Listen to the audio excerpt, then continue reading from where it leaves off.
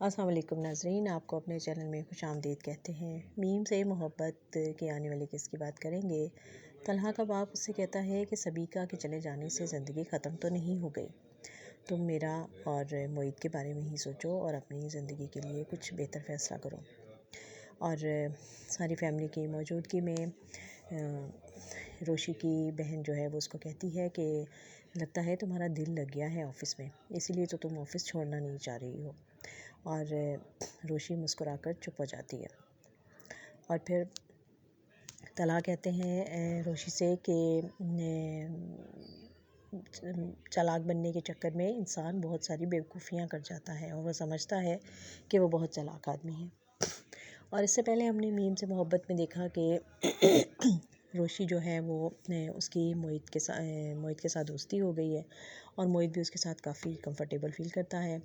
और जब वो दादा के साथ आता है ऑफ़िस में और दादा उसको रोशी को बताते हैं कि हम आज पार्क जाने वाले हैं, तो वो ज़िद करता है कि रोशी भी उनके साथ चले।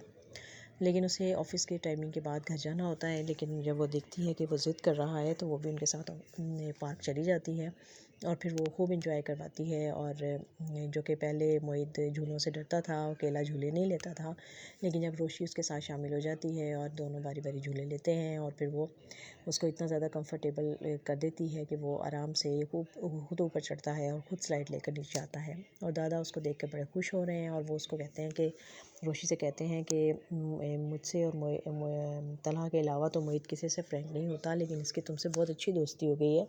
बल्कि उस दिन ऑफ़िस से जाकर ये मुझसे ज़िद कर रहा था कि तुम उसे रोश के पास ही रहना था।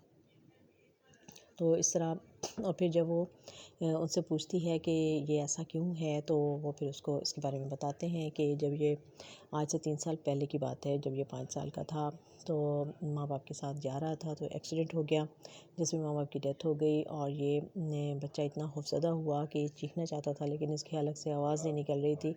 बस उसी हादसे की वजह से, खौफ की वजह से इसकी ये हालत हो गई है कि अब ये बड़ी मुश्किल से थेरेपी वगैरह के बाद अब ये एक एक लफ्ज़ बोलता है। और फिर पता चला कि ये सर तलहा का बेटा नहीं है, बल्कि ये उनका भतीजा है। और ये इन सर का दूसरे बेटे का बेटा और बहू जी की डेथ हो गई थी, ये उनका बेटा है। और ये बहुत बड़ा राज था कि जो आज रोशी पर खुला और उसे पता चला।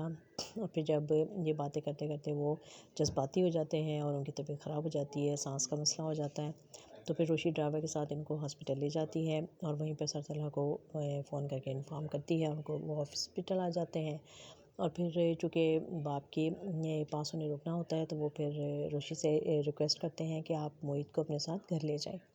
और फिर मोहित रोशी के साथ रहता है और दोनों बड़े मज़े करते हैं और खूब हल्ला गुल्ला खेल के, और सारे घर वाले भी उसका बड़ा ख्याल रखते हैं।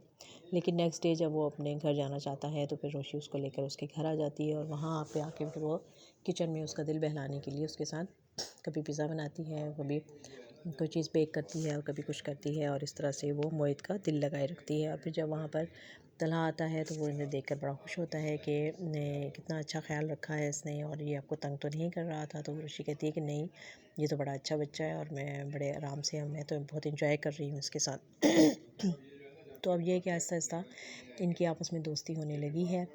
और इस तरह मजाक और थोड़ा सा कॉमेडी करने के लिए एक पड़ोसी फैमिली जो है वो भी दिखा दी गई है कि जो उस लड़के की जो कि पहले रोशी से शादी करना चाहता था, लेकिन फिर अब उसका रिश्ता किसी डॉन फैमिली के लड़की के साथ तय हो गया है और उनकी ऊटपटांग हरकतें हैं और ऊटपटांग बातें हैं और बात बात पे मारना और करना और ये सब चीज़ें, और इस तरह से मज़ा पैदा करने की कोशिश की गई है।